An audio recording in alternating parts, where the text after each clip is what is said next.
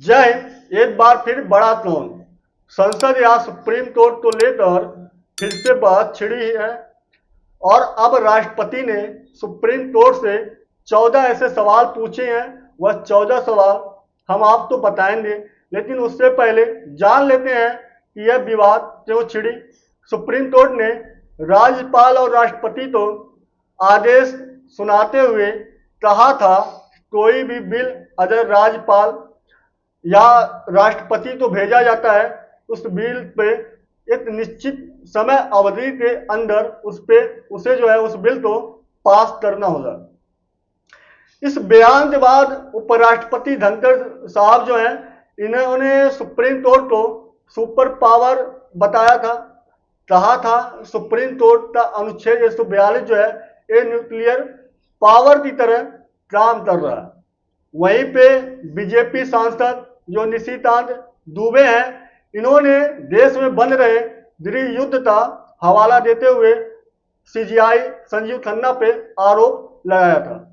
लेकिन अब राष्ट्रपति का एंट्री हो चुकी है और सुप्रीम कोर्ट से 14 सवाल पूछ लिया है।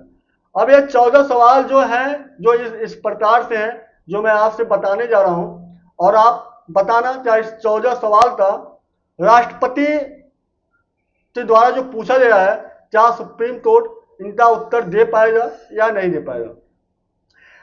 अब इसमें जो 14 सवाल हैं इस प्रकार से हैं। अनुच्छेद 143 के तहत सुप्रीम कोर्ट ने इस 14 संवैधानिक सवाल पूछे हैं, जिनका सारांश इस प्रकार है। राज्यपाल के पास विधेयक आने पर उनके संवैधानिक विकल्प क्या है? क्या राज्यपाल को मंत्रिपरिषद की सलाह माननी अनिवार्य है? क्या राज्यपाल द्वारा लिए गए फैसले न्यायिक समीक्षा के दायरे में आते हैं? क्या अनुच्छेद 361 राज्यपाल के कार्यों की न्यायिक समीक्षा पर पूर्ण प्रतिबंध लगाता है? क्या सुप्रीम कोर्ट राज्यपाल राष्ट्रपति के लिए विधेयकों पर निर्णय लेने की समय सीमा तय कर सकता है? क्या राष्ट्रपति के फैसले भी न्यायिक समीक्षा के अधीन है? क्या राष्ट्रपति के लिए भी कोई समय सीमा तय की जा सकती है? क्या राज्यपाल द्वारा राष्ट्रपति को भेजे गए विधेयकों पर राष्ट्रपति को सुप्रीम कोर्ट से राय लेना अनिवार्य है? क्या विधेयक के कानून बनने से पहले ही उसकी वैधता पर अदालत विचार कर सकती है?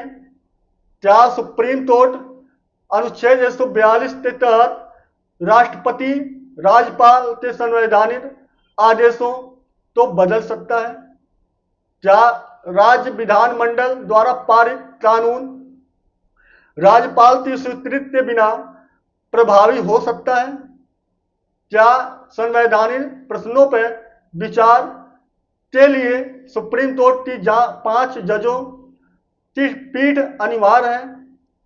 क्या सुप्रीम कोर्ट की शक्तियां सिर्फ प्रक्रिया तक सीमित है या सब्सटेंटिव कानून के विपरीत आदेश भी दे सकता है? क्या अनुच्छेद 131 अलावा केंद्र और राज्य के विवादों के निपटारे के लिए सुप्रीम कोर्ट के अधिकार क्षेत्र पर कोई प्रतिबंध है? इन सवालों के जरिए राष्ट्रपति ने सुप्रीम कोर्ट से राज्यपाल और राष्ट्रपति की संवैधानिक शक्तियों को न्यायिक समीक्षा और अदालत की सीमाओं को स्पष्ट करने की मांगती है। अब क्या सुप्रीम कोर्ट इनका जवाब दे पाता है या नहीं दे पाता है? आने वाला टाइम बहुत ज़्यादा महत्वपूर्ण होने वाला है, क्योंकि अब ये इस मैटर में सुप्रीम कोर्ट में राष्ट्रपति की एंट्री होना अपने आप में बहुत मायने रखता है।